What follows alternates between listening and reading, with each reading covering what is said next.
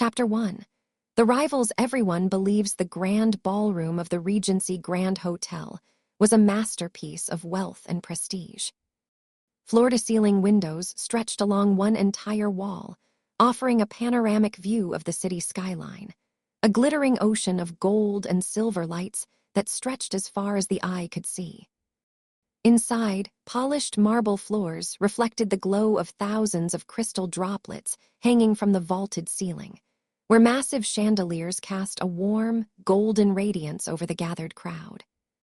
Soft, classical music drifted through the air, mixing with the low hum of conversation, the clinking of champagne flutes, and the quiet rustle of expensive fabrics. This was the opening night of the Global Business Summit Gala, the most anticipated event of the year. It was here that fortunes were discussed, alliances were formed, and the reputation of the world's most powerful families was upheld. Every person in attendance carried influence. Every suit, gown, and piece of jewelry represented years of accumulated power. Yet even among this elite assembly, two figures stood out above all others. They were the heirs everyone watched, the names that dominated headlines. The men the world believed were destined to be enemies until the end of time. Adrian Valehart and Lucien Armand. Adrian entered first, moving through the crowd with the quiet confidence of someone born to command. At 28 years old, he was the sole first heir to the Valehart Group, a conglomerate that spanned investment banking, international finance, and cutting-edge technology. The Valehart name was synonymous with stability, intelligence, and ruthless efficiency. For 3 generations, they had built empires from the ground up, turning calculated risks into permanent success. Adrian carried that legacy in every line of his body. He stood tall, his posture straight and disciplined, as if he had been trained since childhood to never bend, never waver, and never show a crack in his composure.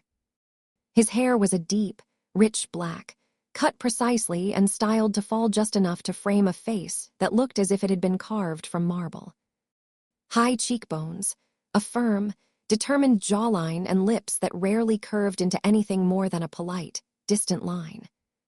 But it was his eyes that held the most power, sharp, intelligent, and a striking shade of storm gray. They observed everything, missed nothing, and revealed nothing. To the world, he was known as the perfect heir. There was no record of him making a mistake, no scandal attached to his name, no moment where he had lost control. He spoke only when necessary, and every word was weighed, measured, and delivered with such authority that even his most critical remarks sounded like facts. Reporters called him untouchable. Rivals called him ice. His own father often said that Adrian had been born understanding that emotion was a liability and logic was the only weapon worth trusting. A few moments later, a ripple of movement shifted the attention of the room toward the grand staircase. There, descending slowly and with effortless grace, was Lucien Armand. If Adrian was ice, Lucien was fire. At 26, he was the youngest heir of the Armand family, owners of Armand Luxury Group, a dynasty that ruled the worlds of high fashion, fine jewelry, 5-star hospitality, and premium consumer goods. Where the Valeharts dealt in numbers and infrastructure, the Armands dealt in desire and reputation. They sold beauty, exclusivity, and the promise of a life beyond ordinary reach. And Lucien was the living embodiment of that brand. He possessed a rare, striking beauty that blurred the lines between strength and softness. His features were delicate yet defined, high cheekbones, a straight nose, and lips that seemed naturally curved into the hint of a smile. His hair was a pale shade of golden blonde, styled in loose waves that fell casually around his forehead and ears, giving him an air of relaxed elegance. His eyes were a bright, vivid sky blue, sparkling with intelligence and a mischievous light that seemed to promise amusement or trouble, depending on how you looked at him. Lucien moved through the crowd like water, fluid, charming, and impossible to ignore. He greeted guests with warm smiles, easy laughter, and witty remarks that drew people to him instantly. But beneath that charm lay a mind just as sharp as Adrian's. Lucien was far from the spoiled playboy some media outlets tried to paint him as. He understood branding, consumer psychology, and market trends better than most executives twice his age. He simply preferred to hide his seriousness behind a mask of wit and ease. And the person he seemed most eager to provoke was Adrian Valehart. The moment Lucien stepped onto the main floor, his gaze locked onto Adrian from across the room. A familiar, playful smirk tugged at the corner of his mouth, the same expression he wore every time their paths crossed. Adrian noticed him immediately. His expression did not change, but if you looked closely enough, the cool gray of his eyes seemed to darken just slightly. A flicker of recognition, and perhaps something else hidden deep beneath the surface. Lucien did not wait to be invited.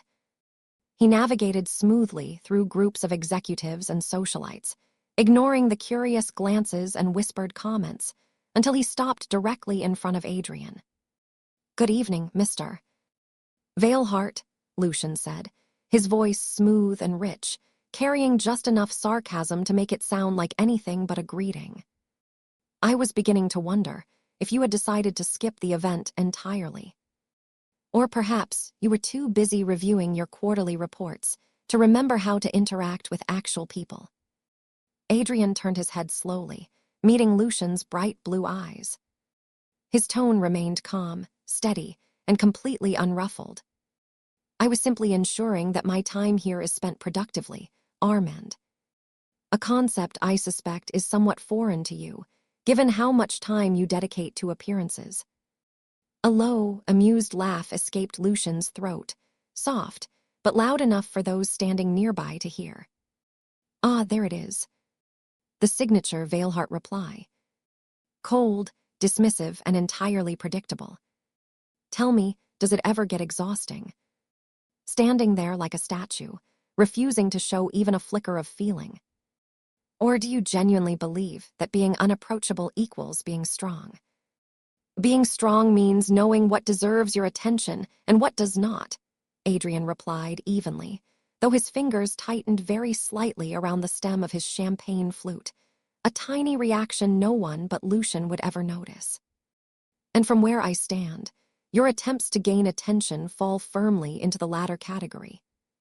"Is that so?" Lucien leaned in just a fraction, lowering his voice so that only Adrian could hear. The teasing tone softened just a hair, replaced by something quieter and more pointed. "You do realize that everyone is watching us right now, don't you? They are waiting for the usual show. If we don't give it to them, they'll start asking questions." Adrian's jaw tightened imperceptibly, and his eyes flashed with a warning. "I know." But before he could reply, Lucien straightened again, resuming his loud, charming persona. "Well, enjoy your solitude, Adrian. Try not to let the lack of company bore you to death. Though knowing you, you'll probably find a way to turn it into a business strategy." With that, Lucien turned and walked away, leaving a trail of curious whispers in his wake. There they go again. Just like their fathers before them. They really can't stand each other, can they? That was the story the world believed. The rivalry between the Valeharts and the Armands was decades old, born out of a clash of business philosophies and territorial disputes that began in the early days of both empires. Over the years, it had grown deeper and more personal. Contracts were fought over, market shares were defended fiercely, and every success by one family was seen as a loss by the other. To their parents, this competition was healthy. It proved that their heirs had the hunger and determination required to lead. And so, Adrian and Lucien played their parts perfectly. Later that evening, the atmosphere shifted as the formal presentations began. Adrian was invited to the stage to deliver the keynote speech regarding Valehart Group's expansion into sustainable energy and advanced technology infrastructure. He walked to the podium with unhurried grace, adjusted the microphone, and began to speak. His voice was deep, clear, and commanding, He laid out figures, projections, and strategies with such clarity and confidence that even those who disliked him could not help but listen in respect. He spoke of building foundations that would last for generations, of responsibility, and of growth that benefited more than just shareholders. Halfway through his presentation, a hand was raised from the audience. It was Lucien. Adrian paused, his expression neutral, though his eyes narrowed slightly. "Yes, Mr. Armand." Lucien stood up, a polite but challenging smile on his face. "Thank you, Mr. Valehart, for that very thorough overview. Your numbers are impressive, I will admit. However, I must ask, are they realistic?" A murmur rippled through the room. Lucien continued, his tone sharp but controlled. "Your projections assume access to resources and partnerships that are currently not secured. It seems less like a solid business plan and more like a leap of faith. The Valehart Group is known for caution, yet this venture carries significant risk. Are you certain you are not gambling with the legacy your family worked so hard to build?" Adrian did not flinch. He simply adjusted his stance and replied with the same steady authority. "Progress always requires taking calculated risks, Armand. Your family's success is built on trends and consumer preference, things that can change overnight. We build systems and infrastructure that stand the test of time. If you see this as a gamble, it is only because you lack the long-term vision to understand the return. Or perhaps," Lucien countered smoothly, "I just prefer plans that do not rely so heavily on hope rather than reality. But please continue. I am very eager to see how this unfolds for you." The exchange drew polite applause, but the whispers afterward were loud and clear. He challenged him directly. Adrian didn't back down an inch. This rivalry will never end. No one in that room had any idea how far from the truth they were. By 11 o'clock, the event began to wind down. The guests started to depart, the photographers packed their equipment, and the music faded to silence. The grand ballroom, which had been so alive just hours before, slowly emptied. 2 separate cars pulled up to the front entrance, one sleek black limousine bearing the Valehart crest, another luxury sedan marked for the Armand family. But once they were out of the view of the hotel entrance and the waiting press, the 2 vehicles took the same route through the city streets, moving swiftly toward the central business district. 20 minutes later, they arrived at the base of the Eclipse Tower, the tallest and most exclusive residential building in the city. It was a place where privacy was guaranteed, security was absolute, and residents paid a premium to remain out of the public eye. Adrian and Lucien entered the building through a private underground parking level, bypassing the main lobby entirely. The elevator ascended in silence, stopping only when it reached the top floor, penthouse 99. The heavy reinforced door clicked open, and they stepped inside. The transformation was instant and breathtaking. The masks they wore in public fell away, as if they were nothing more than heavy coats. Adrian's rigid posture relaxed. The coldness melted from his gray eyes, replaced by something warm, soft, and deeply familiar. Lucien let out a long, audible breath, running his fingers through his golden hair and letting his shoulders slump in genuine relief.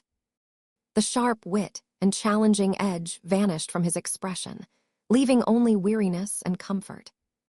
Lucien leaned back against the closed door, sliding down slightly as the tension of the evening left his body. God, I hate that. I really hate it.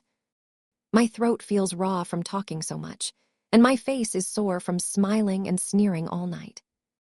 Adrian walked over to him, his movements slow and gentle, and reached out to loosen the knot of Lucien's silk tie, pulling it free. You did well tonight, he said quietly, his voice no longer the commanding tone of a corporate leader, but that of a husband, soft, caring, and full of affection. A little sharper than usual, perhaps, but convincing enough. No one suspected a thing. Lucien looked up at him, his blue eyes now bright and tender, without a trace of pretense. Only because I have had 2 years of practice. But it gets harder, you know. Every time I have to say something cutting to you in front of everyone, it feels like I am lying to the whole world, and to myself.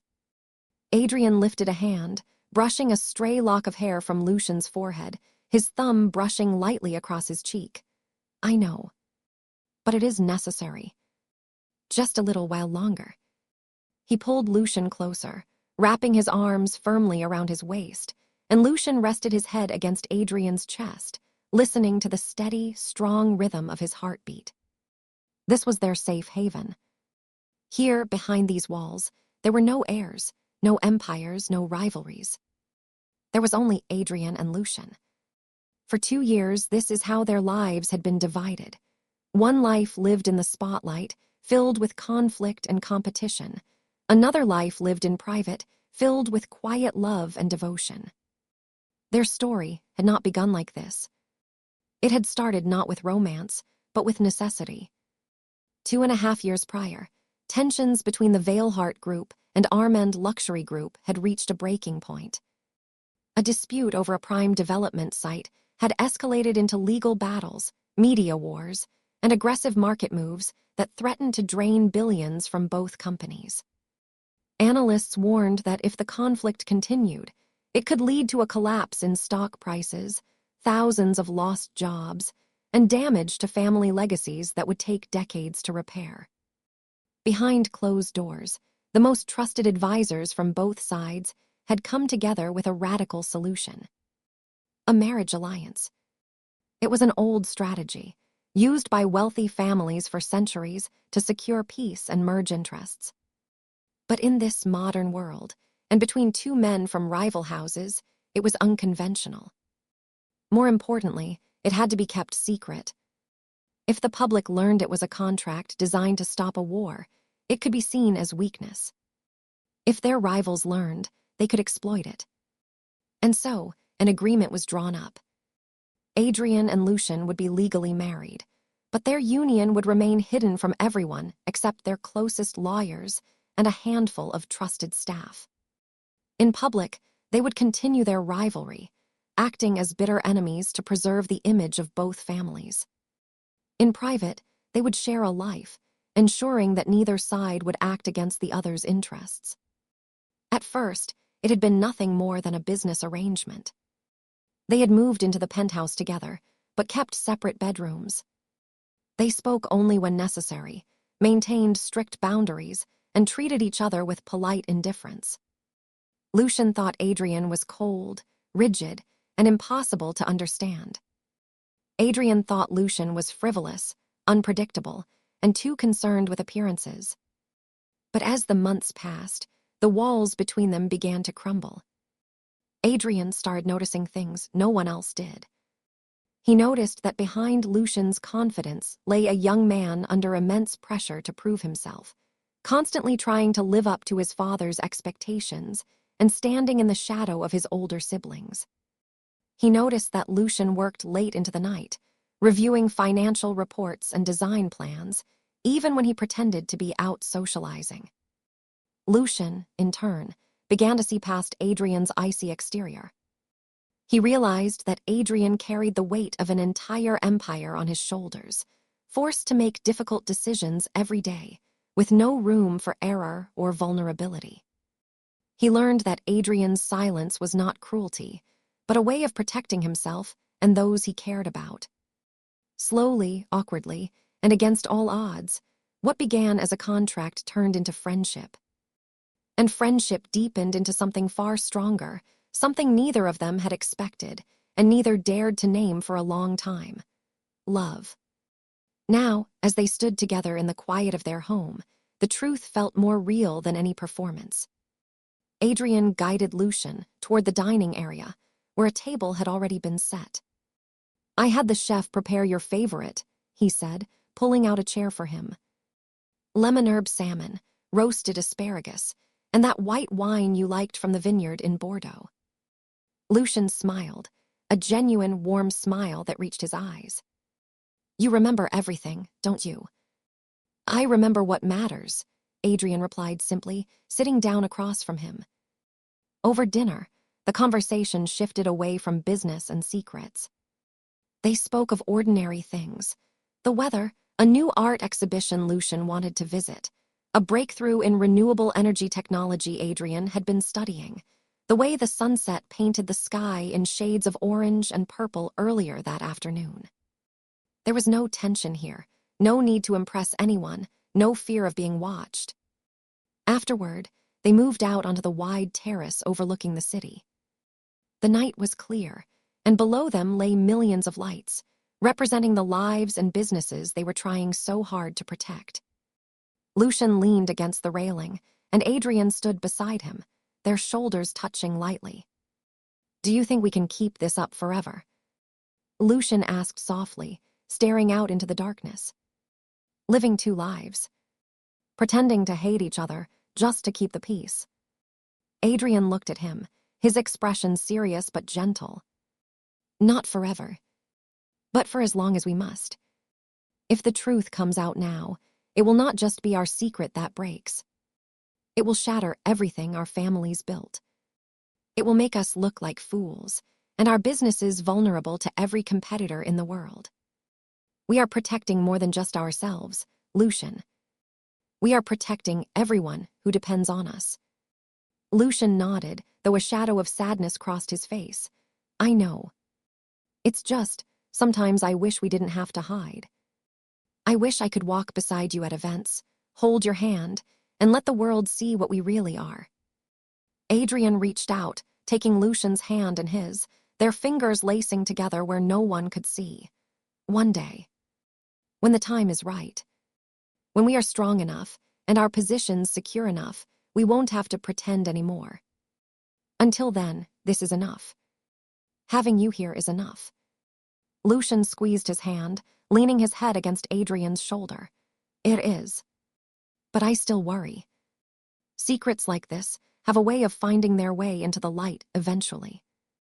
Adrian kissed the top of his head, his voice low and steady. We will handle it when it comes, together.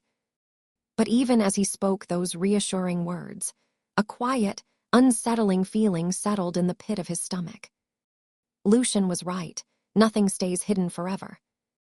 And they were about to find that out sooner than they imagined. 3 days later, they received an invitation that changed everything. It was a formal dinner gathering hosted at the Valehart family estate, attended by the heads of both houses, Adrian's father, Elias Valehart, and Lucien's parents, Robert and Alara Armand. The atmosphere was polite but heavy, the kind of occasion where business and family matters were discussed openly. After dinner, as coffee was served in the drawing room, Elias Valehart leaned forward, steepling his fingers, and looked between the two young men. Now that both of you have fully settled into your roles as heirs, he said, his voice deep and authoritative, we have been discussing the future direction of our families. Empires are built not just on profits, but on alliances and continuity. Marriage has always been the strongest way to ensure stability and growth. Lucien felt his heart skip a beat. He glanced quickly at Adrian, who had gone still beside him. Robert Armand spoke next, nodding in agreement. Exactly. And so, after careful consideration, we have identified suitable matches to secure both of your positions. Adrian, we have been in talks with the Weston family. Their eldest daughter is intelligent, well-educated, and shares our values. A union would strengthen our standing in international banking. He turned his gaze to Lucien, his expression firm. And for you, Lucien, the Beaumont family has offered their daughter. She comes from a long line of luxury industry leaders. The match would open new doors for Armand Group in the European market. We plan to make the formal announcements at the next summit in about 4 weeks. The words hung in the air like a stone, dropped into still water. For a long moment, no one spoke. Adrian's face remained impassive, but Lucien could feel the tension radiating from him, his jaw tightened, his posture rigid. Lucien himself felt as if his blood had turned cold in his veins. The air felt suddenly too thick, too heavy to breathe. They exchanged one single, fleeting glance, a silent conversation passing between them in a fraction of a second. What do we do? We can't agree. But we can't tell them the truth either. Our secret is no longer just a matter of choice. It is now at risk of being destroyed completely. Their carefully constructed world, their 2 years of hiding, their quiet happiness, their promise to each other, was suddenly facing its greatest test yet. The lie they had told the world was no longer enough to protect them. And if they did not find a way out, they would be forced to lose everything they had fought so hard to build.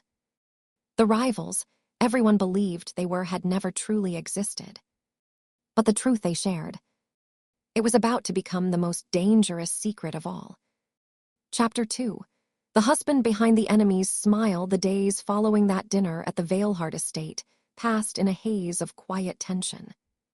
Outwardly, nothing seemed to change. The world still saw Adrian Valehart and Lucien Armand as the fiercest of competitors. They continued to cross paths at conferences, galas, and board meetings, exchanging sharp words and challenging each other's decisions with practiced ease. The media continued to report on their rivalry as if it were the most natural thing in the world, a feud written into their bloodlines. But behind closed doors, in the privacy of Penthouse 99, the atmosphere had shifted. There was a new weight between them, the knowledge that their families were moving forward with plans to marry them off to strangers, and that their carefully constructed secret was being squeezed into a corner. Yet even as anxiety lingered beneath the surface, their bond only seemed to grow stronger.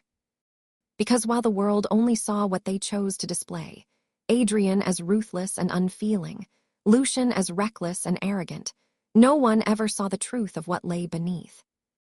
No one but each other.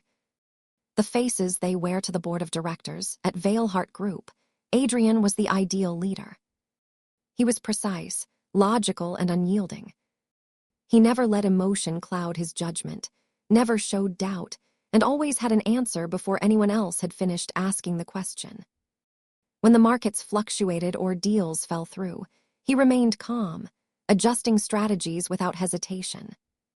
He was the rock upon which the company stood, and they trusted him implicitly. But Lucien knew better. He knew that Adrian carried the weight of every decision he made.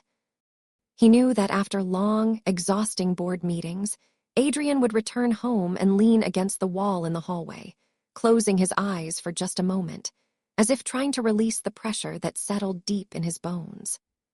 He knew that Adrian often worked late into the night, not because he wanted to, but because he felt responsible for the thousands of families whose livelihoods depended on his leadership. Vulnerability, Adrian had learned early in life, was a luxury he could not afford. So he locked it away behind walls of ice.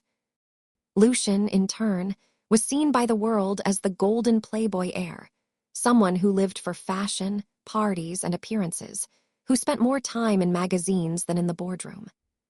Critics claimed he relied on his family name and good looks rather than skill. But Adrian saw the truth. He saw Lucien in his home office, surrounded by design sketches, financial spreadsheets, and market reports, his brow furrowed in deep concentration as he analyzed consumer trends and reviewed production standards.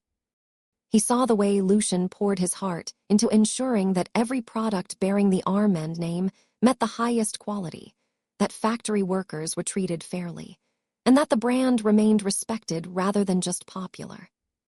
Lucien used charm and wit as a shield, a way to deflect attention from how much he cared, how much he feared failing to live up to the legacy his father had built.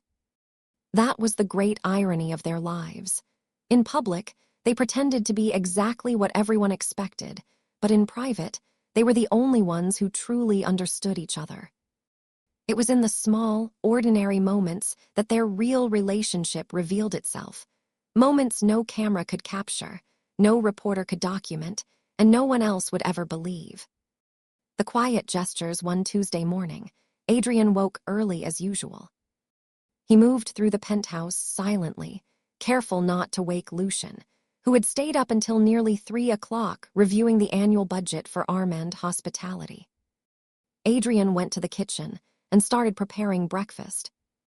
He did not make just anything.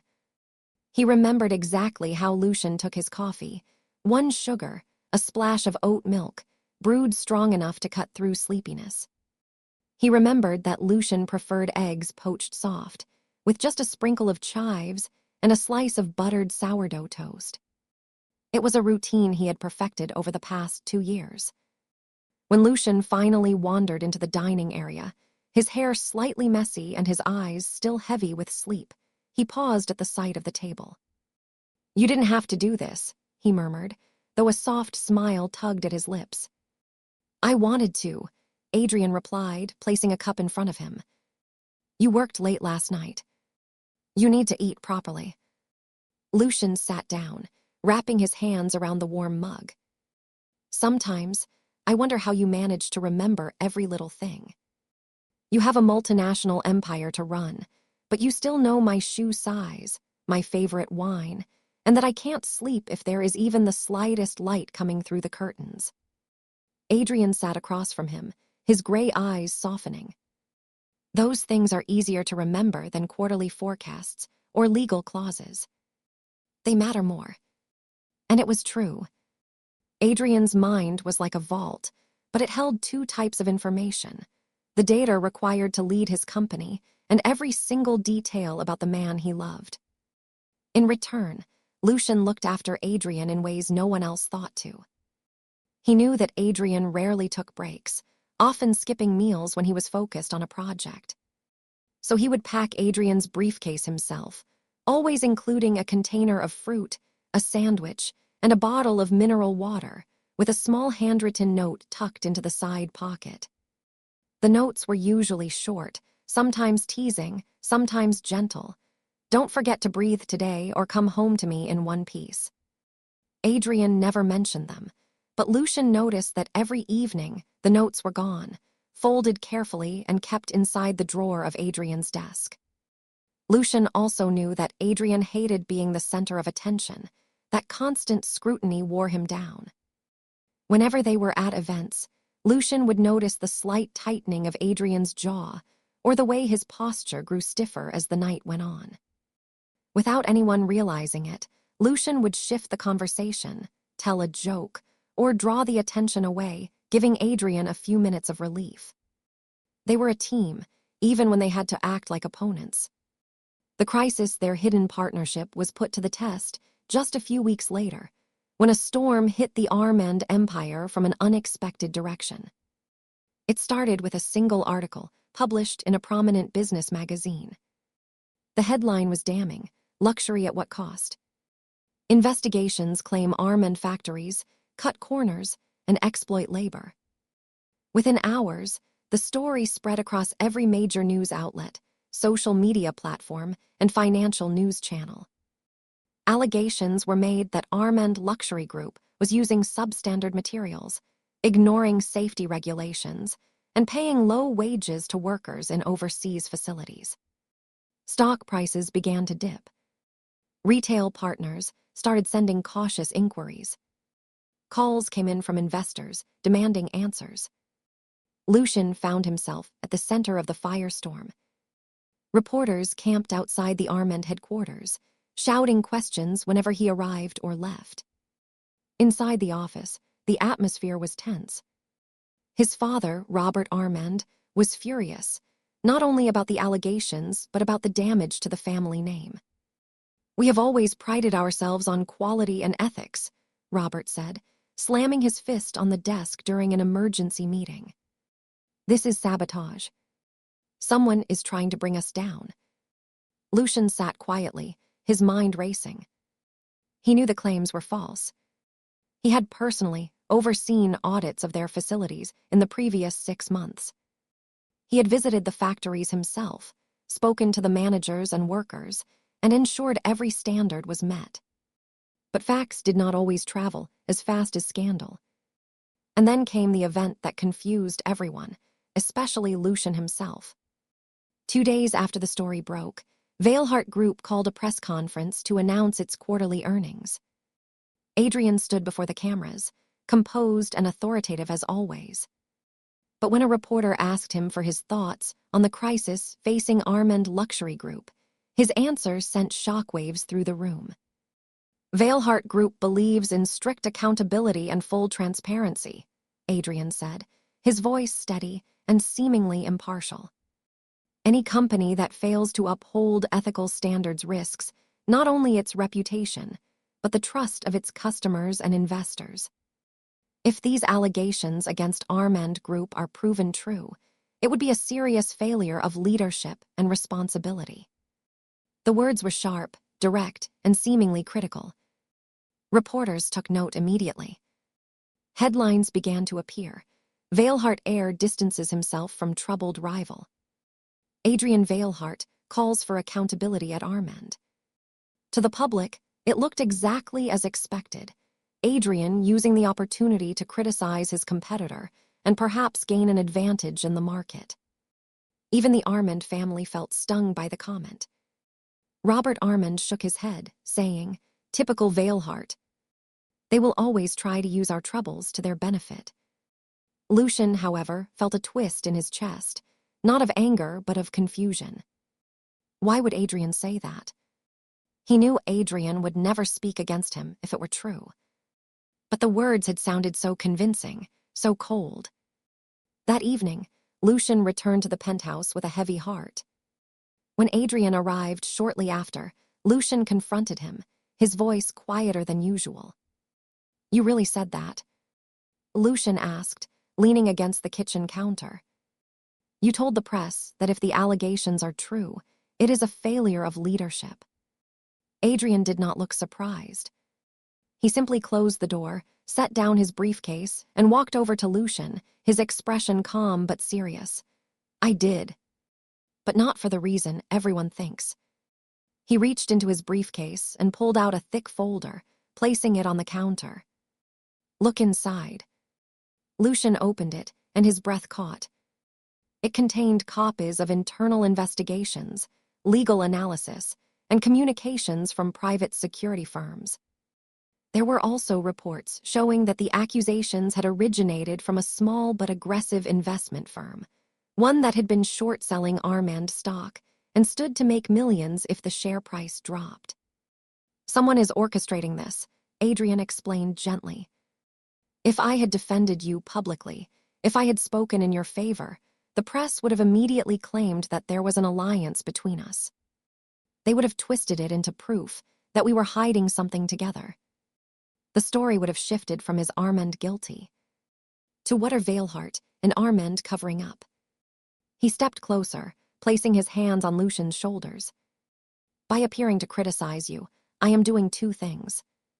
First, I am reinforcing our public rivalry, so no one suspects our connection. Second, I am giving our legal team and your investigators time to work quietly without the spotlight growing even brighter. If I had acted differently, it would have drawn too much attention to us both." Lucien stared at the documents, then looked up into Adrian's eyes, understanding dawning on him. "You are protecting me." "I am always protecting you," Adrian said softly. "Even when it looks like I am attacking you. Even when the world thinks I am your enemy. Remember, our greatest strength is that no one believes we could ever be on the same side. They see us as opponents, so they never look for signs that we are partners. That gives us an advantage no one else has." He continued, opening another file.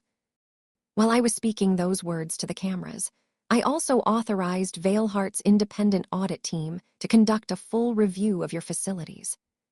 They have no ties to Armand, so their findings will be seen as unbiased and trustworthy. Once they publish their report clearing your name, the truth will come out far more convincingly than if you had tried to defend yourself alone." Lucien felt a wave of emotion wash over him, relief, gratitude, and a love so deep it almost hurt. He reached up and touched Adrian's face, his fingers brushing against the sharp jawline that everyone else found intimidating. "You really are something else," Lucien whispered. "You make the world think you are cold and ruthless, But you are actually moving pieces behind the board to keep me safe. How did you become so good at hiding what you feel? Adrian covered Lucien's hand with his own, pressing a kiss into his palm. I learned a long time ago that showing weakness makes you a target. But with you, I don't have to hide. You are the only place I can stop being the heir, the leader, the businessman. I can just be Adrian. The turning point over the next 2 weeks, the plan unfolded exactly as Adrian had predicted. The negative headlines continued, but they remained focused only on the allegations themselves, never expanding into questions about relationships or alliances. Then, the independent audit results were released, comprehensive, detailed, and unequivocally confirming that Armand Luxury Group met or exceeded every industry standard. The reports also traced the origin of the false information, exposing the firm that had manufactured the scandal for profit. Within days, the tide turned. The apologies from media outlets followed, the stock price recovered, and public confidence in the brand was restored. At the next industry gathering, the atmosphere was different. When Adrian and Lucien crossed paths, they exchanged their usual sharp remarks, Lucien calling Adrian cautious to the point of being boring, Adrian replying that Lucien should learn to be more careful with his reputation. But anyone watching closely could not see the quiet understanding in their eyes. Later that night, back in their penthouse, Lucien poured 2 glasses of wine and walked out onto the balcony where Adrian was standing. The city lights spread out beneath them like a sea of stars. "You know," Lucien said, leaning against the railing beside him, "for a moment there, I actually believed you were turning against me. It made me realize how much I rely on you, even when the whole world says we hate each other." Adrian turned to look at him, the moonlight softening his features. It is easy to pretend when you know the truth. The challenge is remembering who we are to each other when everything else is trying to pull us apart. Lucien took a sip of wine, his expression thoughtful. It also made me wonder how much of what we do is still an act. When we argue in public, when we distance ourselves, when we let everyone believe the lie, are we still pretending to hate each other, or have we built such a careful routine that we are just afraid to stop? Adrian considered his words for a long moment. The act is necessary for now. But what we feel is not pretend. That part is real, more real than anything else in our lives. Even if we have to show the world one face, we know what lies underneath. Lucien reached out and took Adrian's hand, their fingers lacing together in the cool night air. "I just hope we don't wait too long. With those engagement plans hanging over our heads, how much longer can we keep balancing between these 2 lives?" Adrian squeezed his hand, though his own mind was filled with the same uncertainty. "We will find a way. But one thing is certain, we are not just rivals pretending to be husbands anymore.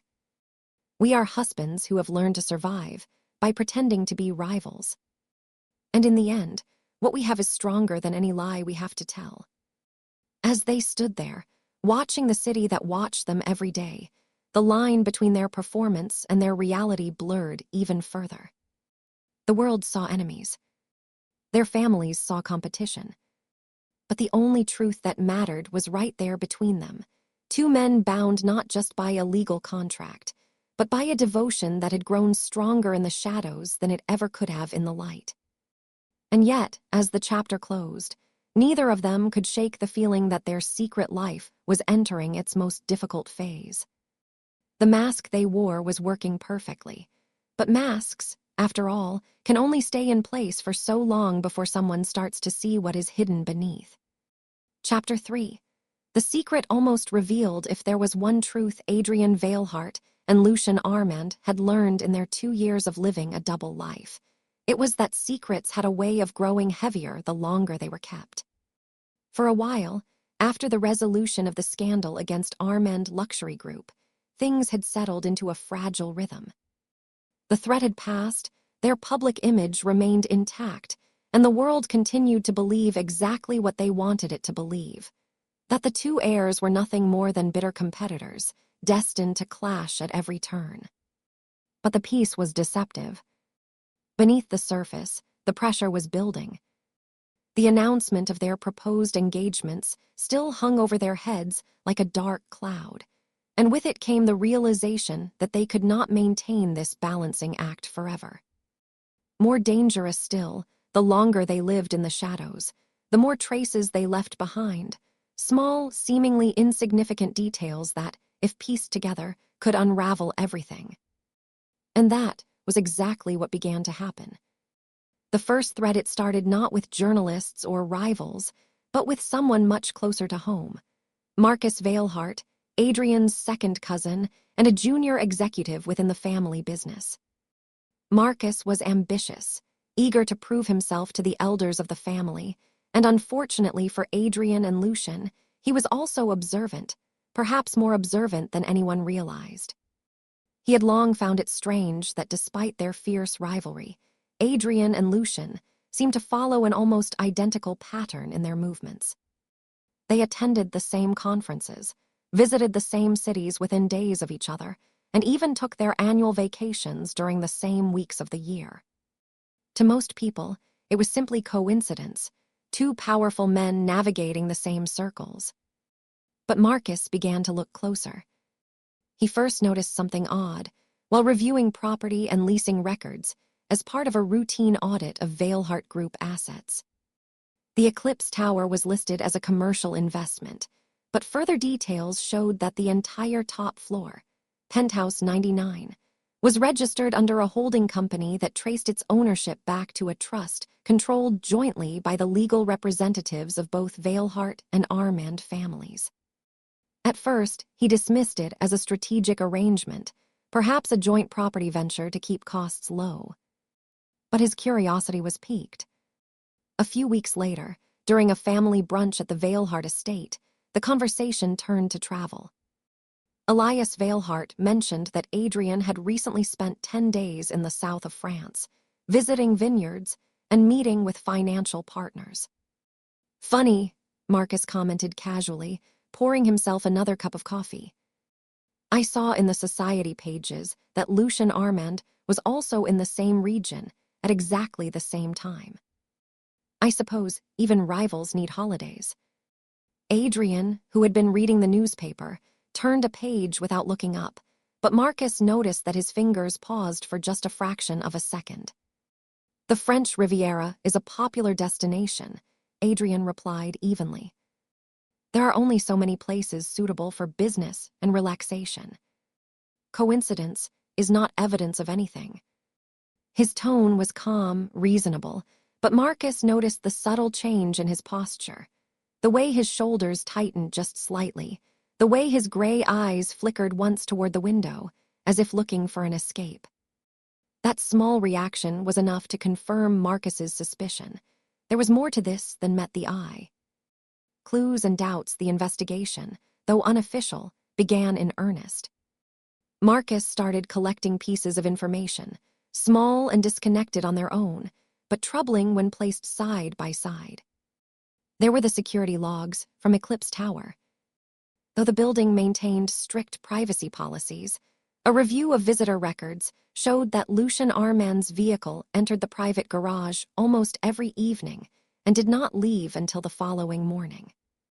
When questioned, the security manager simply stated that the tenant of Penthouse 99 was entitled to receive guests, and their identities were protected by contract. Then came the photographs.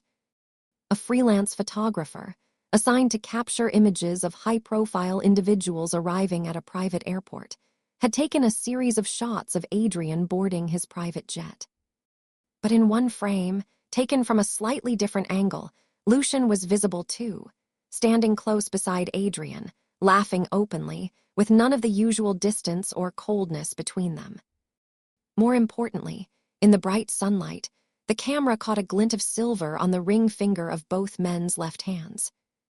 At first glance, it looked like simple jewelry, classy, understated bands common among wealthy men.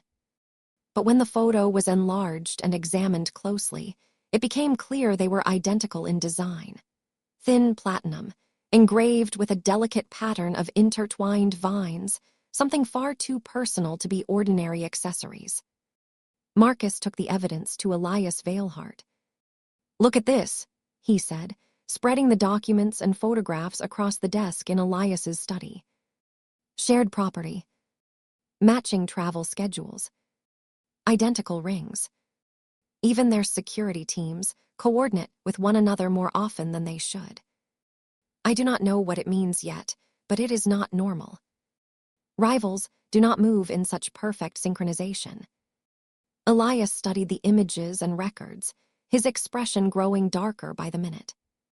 He had built his empire on distrust and caution, and the idea that his son could be hiding something this large made his blood run cold.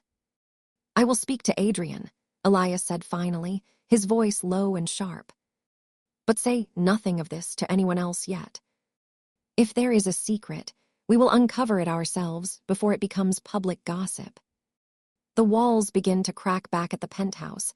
Adrian and Lucien could feel the shift in the atmosphere before they even understood its cause. Adrian noticed increased scrutiny from his own family. Meetings that were usually routine became longer, questions became more pointed, and Marcus began appearing more often in his office, asking questions about logistics, travel arrangements, and asset management. Lucien faced similar pressure from his own side. His father, Robert Armand, began commenting on his frequent late nights, and the fact that he seemed to have no interest in the young women being presented to him as potential brides. "You are the heir of this family," Robert said one evening after dinner, his voice firm. "You cannot keep avoiding the subject forever. The announcement is scheduled for the end of the month. If you do not show interest, people will start asking why. And I do not like questions I cannot answer." Lucien kept his smile in place, even as his heart raced. "I am not avoiding anything, father. I just believe such decisions should not be rushed. It is a lifetime commitment, not a business contract." Robert frowned. "In our world, they are often the same thing. Do not forget that." That night, Lucien returned home to find Adrian standing by the large floor-to-ceiling window, staring out over the city. The lights were beautiful as always, but tonight they seemed distant, like stars that could not be reached. "They are getting closer, aren't they?" Lucien asked softly, locking the door behind him. Adrian turned around, his face serious, the usual calm replaced by a heavy weariness. "My cousin Marcus has been digging. He found records of this property, travel logs, even some photographs from our trip to France. He does not know the truth yet, but he suspects something. And when my father suspects something, he does not stop until he finds answers." Lucien felt a cold twist of fear in his stomach. "What do we do? If they ask us directly, we cannot lie, not convincingly, not for long. And if we tell them now, everything we built falls apart before it has even had a chance to stand." Adrian walked over and took Lucien's hands, his grip firm and reassuring. "We keep doing what we have always done. We reinforce the act. We argue louder, we keep further apart in public, and we make sure that any evidence they find can be explained away as coincidence or business arrangements. For now, it is the only way." But even as he said it, Adrian knew it was becoming harder. The longer they pretended, the more it felt like a strain on both their hearts. The breaking point, the tension, finally reached its peak during the annual Autumn Business Forum, one of the most important gatherings of the year, attended by every major leader in the industry, including both Elias Valehart and Robert Armand. As expected, Adrian and Lucien were placed on the same panel. The topic was market leadership and competition, a subject guaranteed to bring out their usual exchange of sharp words. For the first hour, everything went according to plan. Adrian spoke of long-term strategy and financial discipline. Lucien countered with the importance of innovation and understanding consumer desire. They challenged each other's points, raised eyebrows, and made cutting remarks, just as they had done 100 times before. But today, the pressure was too high. The knowledge that they were being watched not just by the public, but by their own families, made the act feel heavier than usual. When Lucien made a comment suggesting that Valehart Group was too slow to adapt to changing trends, Adrian's reply came out sharper and more personal than he intended. "At least our business model does not rely on charm and reputation alone," Adrian said, his voice colder than usual. "You speak of innovation, but you often act without thinking of the consequences. It is only a matter of time before your recklessness catches up with you, Lucien." For a split second, the mask slipped from Lucien's face. Instead of his usual playful retort, hurt flashed across his eyes, genuine and unguarded. The use of his first name, spoken with such ice, cut deeper than any insult ever could. "Recklessness." Lucien shot back, his voice rising, emotion bubbling up beneath the performance. "At least I have the courage to feel something, instead of hiding behind walls of stone like you. You act as if you are above everything, but you are just as scared as the rest of us. Scared to be weak, scared to be human, scared to admit that you might actually need someone." The room went silent. It was not just an argument anymore. It sounded like a fight between two people who knew each other far too well, people who had seen each other at their most vulnerable. Elias Valehart leaned forward in his seat, eyes narrowing. Robert Armand's expression turned thoughtful, no longer satisfied with the simple explanation of rivalry. Adrian realized, immediately, that they had gone too far. He recovered his composure quickly, but the damage was done. "I believe we have said enough on this subject," he said, turning back to the audience. "Let us return to the agenda." But the whispers had already begun. That was different. There was more anger there, more emotion than usual. They aren't just competing, they know each other's secrets. Later that evening, back in the privacy of their home, the tension erupted again. But this time, there were no cameras, no audiences, and no masks.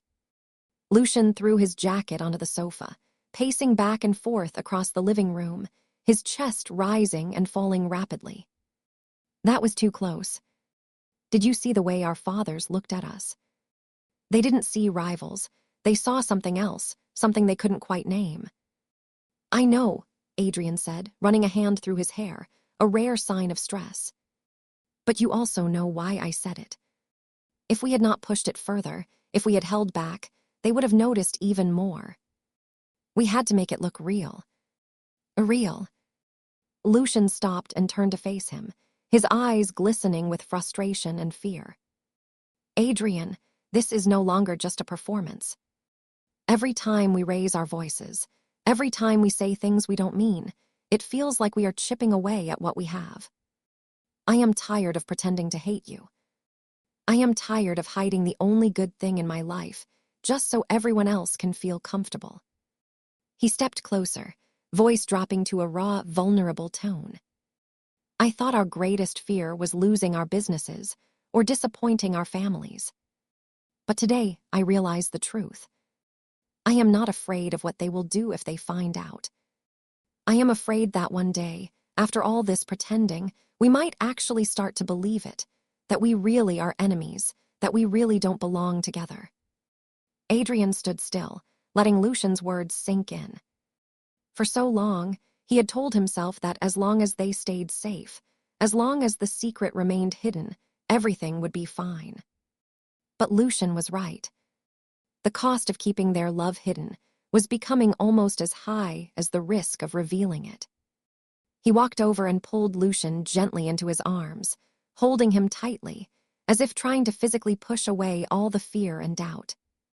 Lucien leaned against him, his hands gripping Adrian's shirt, the fight draining out of him as the relief of being held took over. "We will never become what we pretend to be," Adrian whispered into Lucien's hair, his voice steady and filled with conviction. "Because no matter how loud we argue in public, no matter how far apart we stand, we always come back here. We always find our way back to each other. That is the part they cannot see, and the part they cannot take away. Lucien lifted his head, looking into Adrian's eyes. But how long can we keep it up? Marcus is investigating. The engagement announcements are only weeks away. Sooner or later, the truth will come out. And when it does, we will have to choose. Our empires or us. Adrian brushed a thumb over Lucien's cheek, wiping away a stray tear. Then we choose us. Because empires can be rebuilt, fortunes can be restored, but what we have, if we lose it, there is no replacing it. But even as they held each other, finding comfort in the only truth they were allowed to share, the shadow of the inevitable loomed closer. The threads had been pulled, the suspicions were growing, and the secret that had kept them safe for 2 years was now hanging by a single, fragile thread. Outside their walls, the pieces were falling into place. The world was about to learn that the rivalry between Valehart and Armand was nothing more than a carefully constructed lie, and that the two heirs everyone thought were enemies were, in fact, bound by vows far stronger than any business contract. And when the truth finally broke, it would not just shake their families. It would change everything. Chapter 4. The war between two houses. There is an old saying that truth does not always set you free. Sometimes, it burns everything to the ground before you can even see it coming. For 2 years, Adrian and Lucien had built their lives around secrecy. They had navigated every crisis, answered every suspicion, and maintained the fragile balance between their two worlds. But no matter how carefully you guard a secret, no matter how many layers you wrap around it, there comes a point when the weight becomes too heavy to hold. That breaking point arrived not with a whisper, but with a roar that echoed across the entire country. The unraveling it began with Marcus Valehart. In the weeks following the autumn business forum, his investigation had grown more determined. He was no longer just curious. He was convinced that Adrian was hiding something that could damage the reputation of the entire family. He had spoken to contacts in legal departments, reviewed land registries, and even tracked the offshore accounts used to maintain the trust that owned Penthouse 99. What he found was enough to confirm his suspicions, but not enough to satisfy him. So he reached out to a source he believed could help connect the dots. A financial journalist known for digging into the private lives of the elite, someone who specialized in uncovering what the powerful tried to bury. Marcus shared what he had: records of shared assets, matching travel itineraries, the photographs from the French Riviera, and the undeniable fact that Lucien Armand was entering and leaving Adrian's residence almost every night. He did not expect the story to go public so quickly. He had intended it only as leverage to force Adrian to admit the truth. But in the world of media, a story this explosive cannot be held back. Early one Tuesday morning, as the city was just beginning to wake, the headline appeared on the front page of every major newspaper, flashed across financial news networks, and spread like wildfire across social media. Behind the rivalry. Valehart and Armand, heirs secretly married for 2 years. The article was thorough and detailed. It laid out the timeline. The escalation of conflict between the two families 2.5 years prior, the sudden shift from open warfare to quiet competition, the establishment of shared assets, and finally, confirmation from anonymous legal sources that a civil marriage had been registered under a confidential agreement. The photographs were published in full, Adrian and Lucien laughing together, the identical rings clearly visible, the closeness between them impossible to dismiss as mere business. Within an hour, the story dominated every conversation, boardroom meeting, and social gathering. The shock was immediate and profound. People who had followed the rivalry for years felt as if they had been living in a dream. How could two men who had spent every public moment criticizing, challenging, and undermining one another actually be bound by marriage? But the greatest shock was felt not by the public, but by the two families whose lives and legacies had just been turned upside down. The storm breaks. Adrian and Lucien first learned of the news when their personal phones began ringing off the hook, messages flooding in from lawyers, advisors, and concerned associates. Adrian turned on the television in the penthouse, just in time to see the headline flash across the screen. For a long moment, he stood frozen, his expression unreadable even to Lucien. Then he felt Lucien's hand close tightly around his arm. "It's out," Lucien whispered, his voice tight with a mixture of fear and strange, final relief. "There is no more hiding now." Adrian looked down at him, his gray eyes dark but steady. "No. The mask is off. Whatever happens next, we face it together." They did not have long to prepare. Within 30 minutes, 2 separate cars arrived to take them, Adrian back to the Valehart estate and Lucien to the Armand mansion. Both fathers had demanded their presence immediately, and neither was in the mood for waiting. The drive to the Valehart estate felt longer than usual. The city seemed different now, brighter, louder, as if the entire world was watching and judging. When Adrian entered the grand oak-paneled study, Elias Valehart was standing by the window, his back turned. The atmosphere in the room was so heavy, it felt difficult to breathe. "You lied to me," Elias said without turning around. His voice was low, cold, and stripped of any warmth. "You lied to the board, you lied to our partners, and you lied to everyone who trusted you. For 2 years." Adrian stood tall, his posture straight and unyielding. "I did not lie, Father. I simply did not tell the whole truth. There is a difference." Elias spun around, his face flushed with anger. "A difference. You entered into a marriage with the heir of our greatest rival, a union meant to destroy everything we have built, and you hid it away as if it were something shameful. Do you know what this means? Investors are already calling, asking if Valehart Group has lost its vision, if we have been compromised from within. Our reputation, built over 3 generations, is now being questioned." "It was never meant to compromise us," Adrian replied firmly. "It was meant to protect us. 2.5 years ago, we were on the edge of a war that would have cost billions, put thousands out of work, and left both families weakened for decades. The marriage was the only solution that could stop the collapse without appearing as surrender." Elias slammed his fist onto the desk, sending papers sliding across its surface. "That is not how alliances work. We do not bind ourselves to the enemy. We defeat them. And to make matters worse, you married him, a man. Someone we have spent decades competing against. The world will not see this as peace. They will see it as betrayal." Meanwhile, at the Armand residence, the scene was equally explosive. Robert Armand paced back and forth across the drawing room, while Lucien stood in the center, facing both his father and his mother, Alara, who sat on the sofa, her face pale and streaked with tears. "How could you do this?" Robert demanded, his voice shaking with rage and disbelief. "All these years, I thought you were fighting to uphold our name. I thought your rivalry with Adrian was proof of your strength. Instead, you have been sharing your life with him, living with him, marrying him behind our backs." "It was never meant to hurt anyone," Lucien said, his voice steady despite the pounding of his heart. "At first, it was an agreement to prevent disaster. But over time, it became more than that. It became real. Real." Robert laughed bitterly, though there was no humor in it. "What is real about a secret marriage? About pretending to hate someone you supposedly love? You have made us look like fools.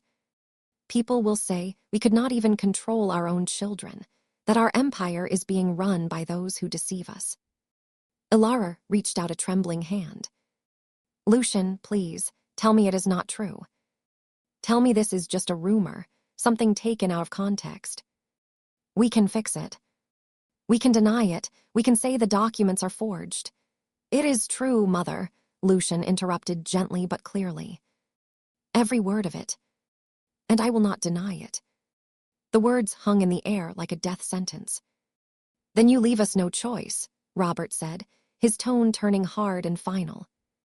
"This union is a mistake. It is invalid, it is damaging, and it will end immediately. You will file for annulment by the end of the week. You will distance yourself from Adrian Valehart completely, and we will issue a statement saying the arrangement was a temporary business measure that has now been dissolved. That is the only way to salvage our name." Lucien felt a surge of defiance rise within him, stronger than any fear he had ever known. "And if I refuse? Then you will be treated as someone who works against the interests of this family," Robert replied coldly. "You will lose your position as heir. You will lose access to your funds, your privileges, and your place in this house. Choose wisely, Lucien. Choose your family and your legacy, or choose a secret husband and throw away everything you were born for." Standing their ground later that evening, Adrian and Lucien found their way back to Penthouse 99. It was no longer their hidden sanctuary, but it was still the only place in the world where they could be themselves without pretense. The moment the door closed, Lucien collapsed into Adrian's arms, the weight of the confrontation finally breaking through his composure. Adrian held him tightly, running one hand up and down his back, offering silent strength. "They want us to end it," Lucien murmured into Adrian's chest. "Both sides. Annulment. Forget it ever happened. Go back to being enemies, just as before." Adrian's jaw tightened. "And what do you want?" Lucien pulled back, looking up into his eyes, his expression clear and resolute. "I don't want to go back. I don't want to spend the rest of my life pretending to hate the person I love. We did what we had to do to protect everyone, but now the truth is out. Why should we have to pay for it by giving each other up?" "Exactly," Adrian said firmly. "We entered this agreement to stop a war. We turned it into something worth keeping. If we give in now, if we let them force us apart, then all those years of hiding, all the sacrifices, will have been for nothing." "But what do we do?" Lucien asked. "They hold our names, our businesses, our entire futures in their hands. If we stand against them, we risk losing everything." Adrian walked over to the large desk and pulled out 2 documents, the original marriage certificate, signed and sealed, and the agreement that had started it all. He placed them side by side. "We have resources of our own," he said, looking at Lucien with determination. "We have built our own networks, earned the trust of our own teams, and proven our ability to lead. If they try to remove us, they risk splitting their own empires. But more than that, we have something they do not have. We have the truth. And the truth, once spoken openly, is harder to destroy than any fortune or title." He reached into his pocket and pulled out his platinum ring, holding it up. "This was never just paper, Lucien. It is a promise. And I do not break promises." Lucien felt his own resolve harden. He took out his matching ring and slipped it onto his finger, then reached for Adrian's hand, joining their fingers together. "Then we don't run," Lucien said. "We don't hide. And we don't let them make us choose between our family and our love. We make them accept both." The battle for the future over the next week, the conflict escalated into what the media quickly labeled the war between 2 houses. The Valehart and Armand families issued conflicting statements. Elias Valehart claimed the marriage was an old, private arrangement no longer in effect, while Robert Armand called it a regrettable error in judgment. But Adrian and Lucien refused to follow the script. They called their own meeting with their closest executives and senior managers, people who had worked alongside them, seen their dedication, and knew the value of their leadership. Adrian spoke first, addressing his team with the same authority and clarity he used to lead the company, but this time with absolute honesty. "For 2 years, I have kept a part of my life private, not out of shame, but out of necessity. The marriage between Lucien Armand and myself was created to prevent conflict that would have harmed this company and everyone who works here. But in that time, it became more than a contract. It became a partnership of respect, understanding, and love. If you believe that my ability to lead depends on who I choose to share my life with, then I understand. But if you judge me by my work, my decisions, and my commitment to this company, then you know I have never let anything interfere with my duty. Lucien followed, speaking to his own team with passion and openness. People are saying this union weakens us. But I ask you, has our performance suffered? Have our standards dropped? No. Because having someone who understands the weight you carry makes you stronger, not weaker. We are not here to destroy what our fathers built. We are here to build something that lasts, something based not just on competition, but on trust. The response was surprising. Many of their executives, who had long respected their competence, chose to stand by them. They recognized that the stability of the companies was more important than old grudges or outdated prejudices. But the final, defining moment came when Adrian and Lucien decided to take their message directly to the public and their families. They called a press conference, something neither family wanted, but something they could not stop. As they walked side by side into the room, cameras flashing and microphones thrust forward, there was no hesitation, no distance, no sharp words. Adrian stood tall and calm, while Lucien stood beside him, shoulders relaxed and head held high. "We are here today," Adrian began, his voice carrying clearly across the room, "to put an end to speculation and lies. It is true that Lucien, Armand, and I were married 2 years ago. It is also true that at first, it was an agreement to resolve a crisis between our families. But what began as a solution to a problem grew into a life we chose together." He looked directly into the cameras, his gaze unwavering. "For years, the world has seen us as rivals. That was the role we were expected to play. But the truth is that rivalry creates winners and losers. Partnership creates something greater. Our marriage did not weaken either family. It stabilized our markets, protected our employees, and allowed us to make decisions that benefited everyone, not just our own profits." Lucien stepped forward, speaking with warmth and conviction.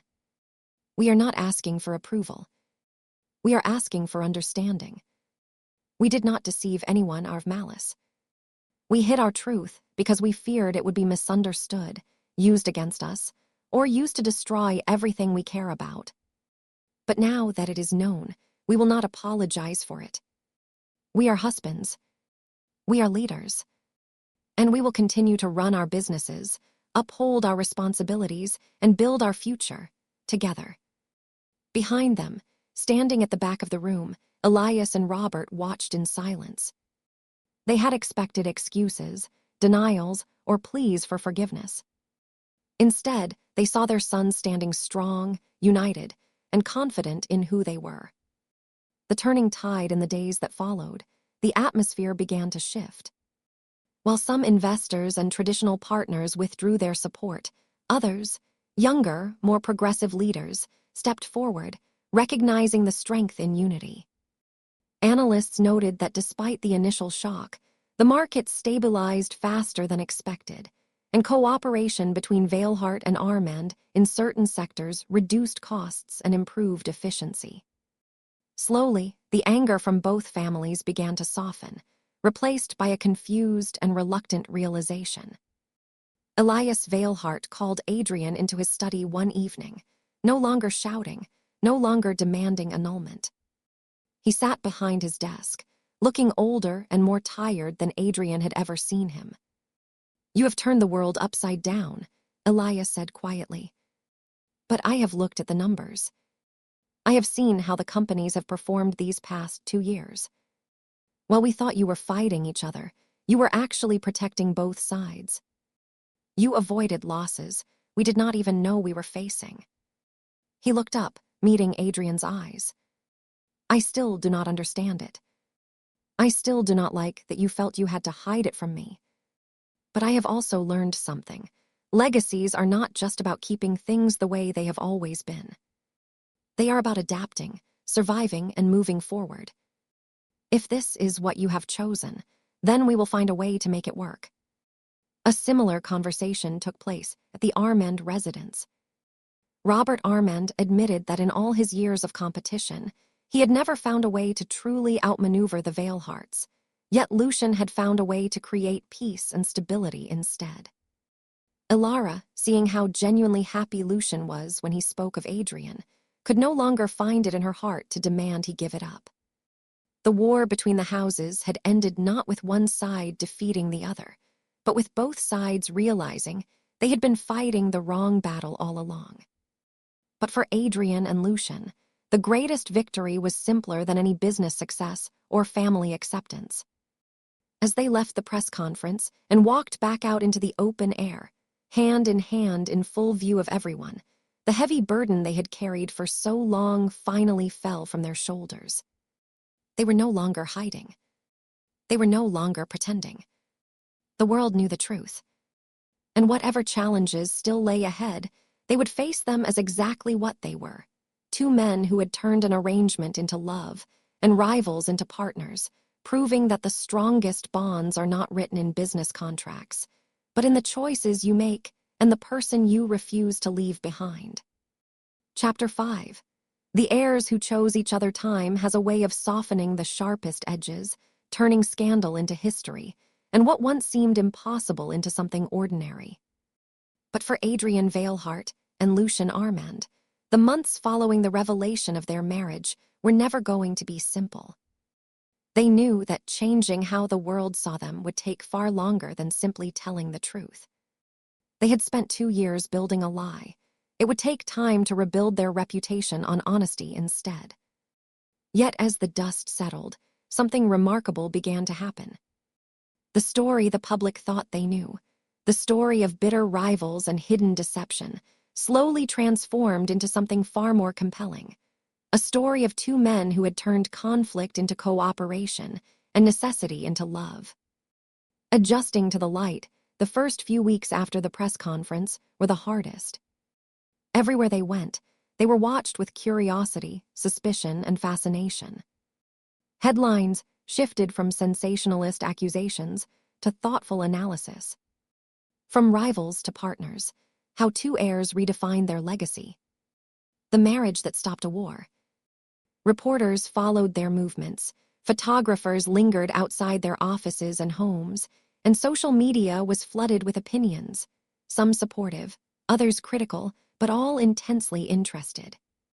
Within the boardrooms, the adjustment was equally challenging.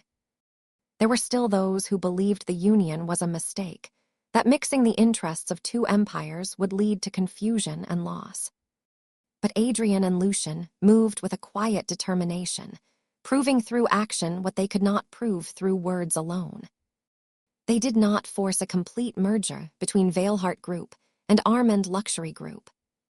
Instead, they built bridges where it made sense and maintained independence where it did not.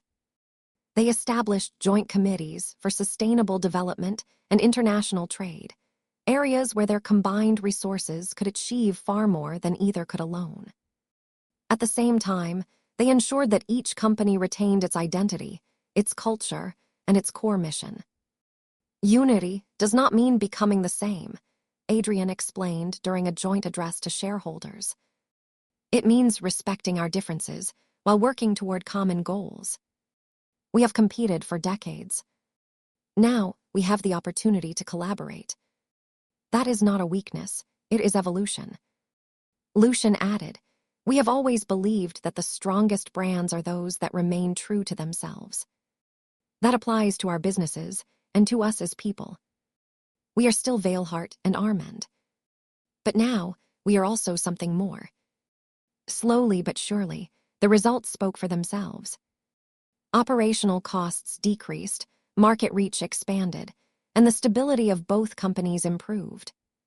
Investors who had pulled back in fear began to return, recognizing that the alliance was not a liability, but a strategic advantage.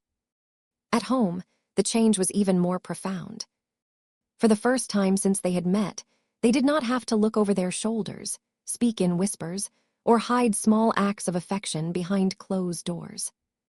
They could walk through the lobby of Eclipse Tower holding hands, attend events together as a couple, and answer questions about their relationship with honesty instead of evasion.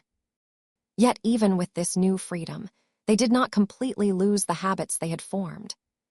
The playful tension that had defined their public image did not vanish, it simply transformed.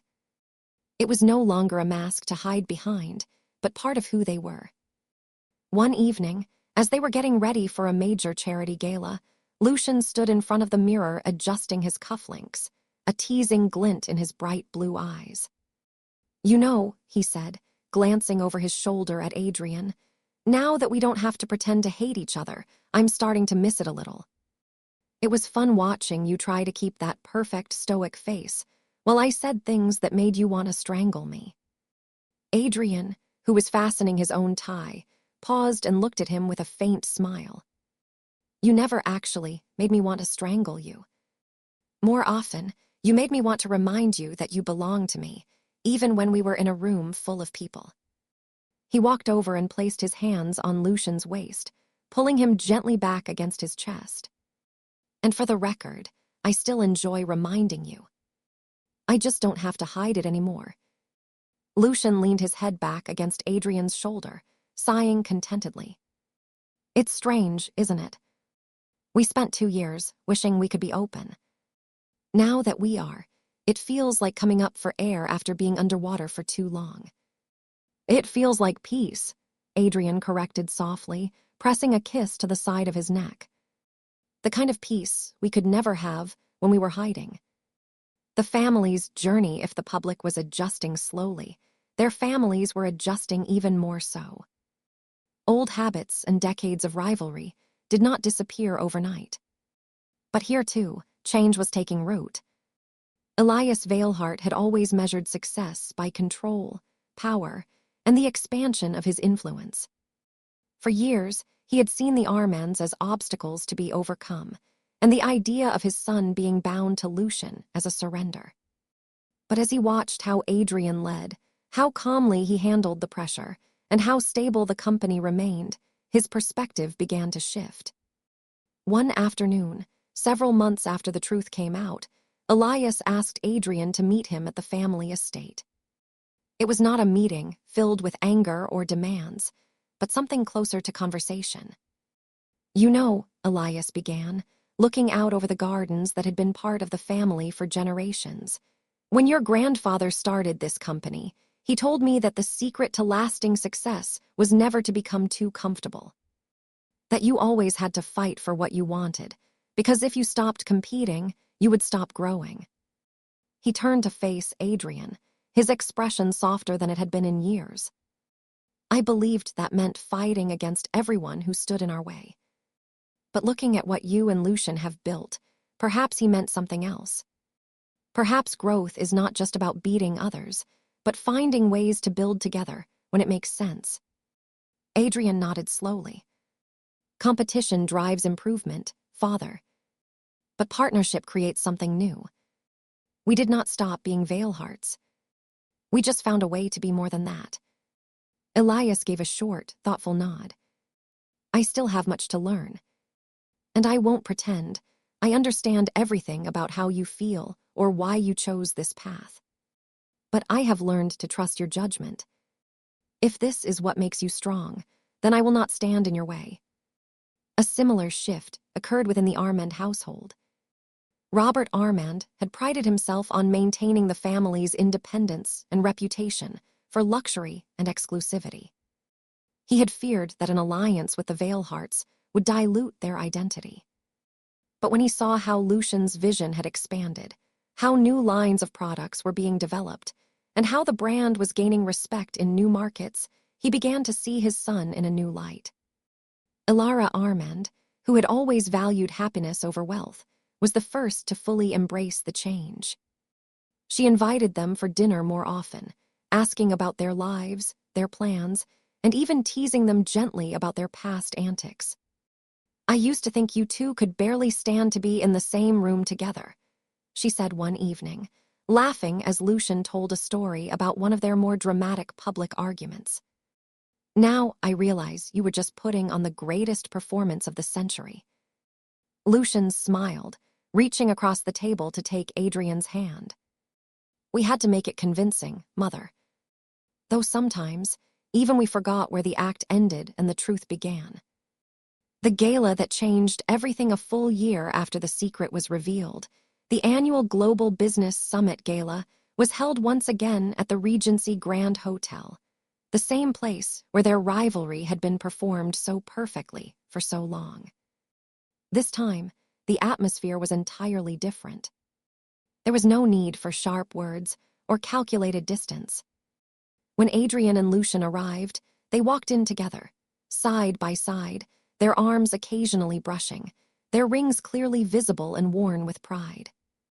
The whispers that followed were no longer filled with speculation or suspicion, but with a quiet acceptance and even admiration. As they moved through the crowd, greeting guests and partners, it became clear that the narrative had changed. They were no longer the mystery or the scandal. They were the example of a new way forward. Toward the end of the evening, they found themselves standing once again near the large floor-to-ceiling windows overlooking the city, exactly where they had stood 2 years before, when they wondered if they could ever truly be free. Lucien leaned against the frame, looking out at the sea of lights below, then turned his gaze to Adrian. "Remember this place?" he asked softly. "We stood right here, wondering how long we could keep going, worrying that if anyone found out, it would all fall apart." Adrian stepped closer, resting one hand on Lucien's waist, his gray eyes warm and full of affection. "I remember. I also remember telling you that having you was enough, even if we had to hide it. But this is better. So much better." Lucien tilted his head, that familiar playful smile tugging at his lips, the smile that had once been used to provoke, but now was used only to express love and comfort. "You know, even now that everyone knows the truth, we still haven't completely changed," he said. "Just earlier tonight, when we were speaking to the group from the International Trade Council, you looked at me like you wanted to tell me I was talking too much." Adrian chuckled, a rare, genuine sound that few people got to hear. "Because you were talking too much. But it is part of who we are, isn't it? You challenge me, you keep me from becoming too rigid, too serious. And I keep you grounded when you get carried away." "Exactly," Lucien replied. "We still compete, in our own way. Over who gets to choose the vacation destination, over who manages the household budget, over who is right about business strategies. But it doesn't feel like a battle anymore. It feels like balance." He paused, his expression softening into something deeper and more tender. "People say we turned from enemies to lovers. But I think it was more than that. We started as strangers, then rivals, then partners by contract. And somewhere in between all the lies and the secrets, we became home to each other." Adrian lifted his hand, brushing his fingers gently across Lucien's cheek, tracing the line of his jaw. "That is the best way to describe it. Home. A place where you do not have to pretend, where you do not have to be perfect, where you are accepted exactly as you are." He laced their fingers together, holding their joined hands up between them so the light caught their matching platinum bands, no longer hidden, but shining clearly. All those years of hiding, all the arguments, all the fear, it led us here. And I would not change a single moment of it. Because every difficulty only made what we have now stronger. The legacy they built months turned into years, and the story of Adrian Valehart and Lucien Armand became more than just business news or society gossip. It became a part of the history of both families. The two empires continued to operate with their own distinct identities, but they shared a bond that no longer needed to be concealed. Joint projects flourished, creating opportunities for their employees and setting new standards in their respective industries. They proved that strength did not have to come from conflict, and that love did not have to mean weakness. They also became quiet advocates for change, supporting initiatives that encouraged understanding, diversity, and the idea that success in business did not require sacrificing personal happiness or identity. They did not seek the spotlight for these efforts, but their example spoke louder than any speech. One evening, as they stood on the terrace of their penthouse, watching the sun set over the city they had built their lives in, Lucien rested his head on Adrian's shoulder. The air was warm and calm, and for a moment, there was nothing but the sound of the wind and the quiet rhythm of their breathing. "Do you ever wonder," Lucien asked softly, "what our grandfathers would think of us? They spent their whole lives fighting each other, and here we are, building something together." Adrian wrapped his arms securely around him, holding him close. "I think they would have been surprised at first. They would have seen only what they were taught to see, competition and division. But eventually, I believe they would have understood. Because in the end, we did not destroy what they built. We just found a new way to protect it." He kissed the top of Lucien's head, his voice low and full of conviction. "Legacies are not written in stone, or money, or contracts. They are written in the choices we make, and the lives we touch. We chose each other when it was the hardest thing in the world to do. And in doing so, we gave both families something they never knew they needed: unity instead of rivalry, truth instead of secrecy, and love instead of suspicion." Lucien lifted his head, looking up into Adrian's eyes, and that familiar, teasing glint returned to his gaze, softened now by years of being loved and understood. "You know what I like best," he whispered. "That even after everything, we are still us. I still annoy you. You still act like you're too serious to be having fun. We still argue over the smallest things. But now, when we finish arguing, I get to reach for your hand and everyone can see it." He squeezed Adrian's fingers, smiling warmly. "Careful, everyone is watching. They might think you actually love me." Adrian looked down at him, his expression open, unguarded, and filled with a devotion that no mask could ever hide. He did not lower his voice, nor did he hide his words. He spoke clearly, for anyone who might listen, but mostly for the man who had walked every step of this journey with him. "Let them. They should know." And so it was. After years of pretending to be enemies, after navigating secrets, scandals, and the expectations of the world, they finally got to live exactly what they had always been. Not heirs to rival empires, not figures in a business strategy, not just names in the news. They were husbands. They were partners. They were family. And in the end, that was the greatest victory of all. The end,